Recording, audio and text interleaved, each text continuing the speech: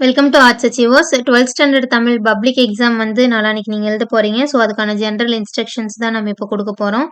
First நீங்கள் வந்து பார்த்தீங்கன்னா 1 மார்க் எழுதிக்கோங்க. 1 மார்க் வந்து ஆல்ரெடி நீங்கள் 11th எழுதின மாதிரி தான் ஆப்ஷன் போட்டு எழுதிக்கோங்க.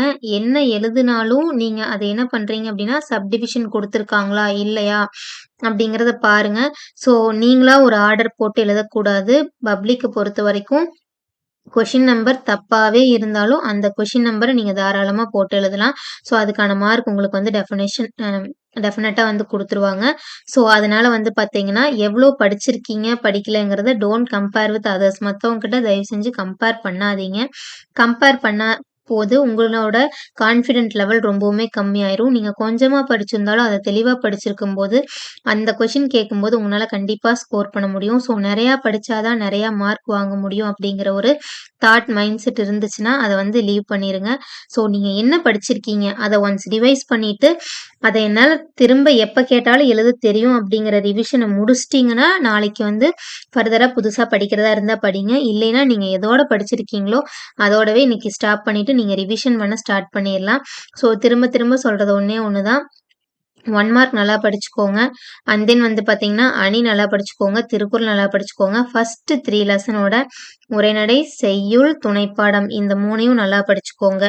அடுத்து கம்பல்சரில சின்ன சின்னதா கேட்கக்கூடிய கலைச்சொற்கள், பிழை மாத்தி எழுதுக, இலக்கண குறிப்பு, பகுபதுரப்பிலக்கணம், இங்கிலீஷ்ல ப்ராவர்ப் குடுத்து, அதுக்கு வந்து பார்த்தீங்கன்னா, நம்மளோட வாழ்க்கையோட வந்து ஒப்பிட்டு எழுதுற மாரி குடுத்துருப்பாங்க. ஸோ இந்த மாரி இருக்கக்கூடிய ஈஸியா எப்படி மார்க் ஸ்கோர் பண்ணலாம், அந்த மாரியே வந்து பார்த்தீங்கன்னா, உங்களுக்கு தமிழ்ல ஒரு 22 மார்க்குக்கு இருக்கு. ஸோ அத எல்லாமே வந்து ஒன்ஸ் வந்து பார்த்துக்கோங்க.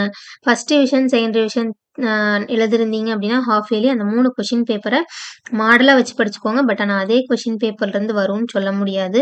கொஸ்டின் பேப்பர வந்து ஒன்ஸ் வந்து எந்த மாடல்ல கேட்டிருக்காங்க அப்படிங்கிறத எடுத்து பார்த்துக்கோங்க. அது போக வந்து பார்த்தீங்கன்னா, நம்மளோட ஆர்ட்ஸ் அச்சீவர்ஸ் சேனல்ல 6 பிடிஏ கொஷின்ஸ் வந்து நான் வந்து பிடிஎஃபா நம்மளோட டெலகிராம் குரூப்ல வந்து போஸ்ட் பண்ணியிருக்கேன். ஸோ அது உங்களுக்கு ரொம்பவுமே யூஸ்ஃபுல்லா இருக்கும்.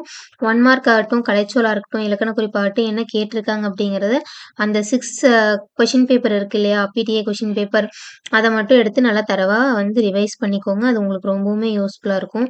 ஸோ இதுவரைக்கும் நம்ம சேனல சப்ஸ்கிரைப் பண்ணாம இருந்தீங்கன்னா, மறக்காம ஆர்ட்ஸ் அச்சீவர்ஸ் சேனல சப்ஸ்கிரைப் பண்ணிக்கோங்க. டெலகிராம் குரூப்ல ஜாயின் பண்ணணும் அப்படின்னு வந்து பார்த்தீங்கன்னா, ஒவ்வொரு வீடியோவோட கீழ டிஸ்கிரிப்ஷன்லயும் டெலகிராம் பேஜோட லிங்க் வந்து குடுத்துருப்பேன். அத கிளிக் பண்ணி ஜாயின் பண்ணிக்கோங்க. ஸோ இது போக உங்களுக்கு தமிழ் எப்படி பிரசன்ட் பண்ணணும், வேற ஏதாச்சும் டவுட் இருந்தாலும், நம்மளோட கமெண்ட் செக்ஷன் இந்த வீடியோ கீழ கமெண்ட் செக்ஷன்லயோ, இல்ல நம்மளோட டெலகிராம் குரூப்லயோ மேக்ஸிமம் கமெண்ட் செக்ஷன் பண்ணும்போது நான் ஈஸியா வந்து உங்களுக்கு ரெஸ்பான்ஸ் பண்ணிருவேன். ஸோ அதில வந்து உங்களுக்கு என்ன டவுட், என்ன குவரீஸ் அப்படிங்கிறத மெசேஜ் பண்ணுங்க. நான் கண்டிப்பா உங்களுக்கான ரெஸ்பான்ஸ் வந்து குடுக்குறேன். எல்லாரும் நல்லா எழுதுங்க exam. All the best for your exam. And then நீங்க என்ன படிச்சிருக்கீங்களோ, அதுவரைக்கும் உங்கள நீங்க திருப்திப்படுத்திக்கணும்.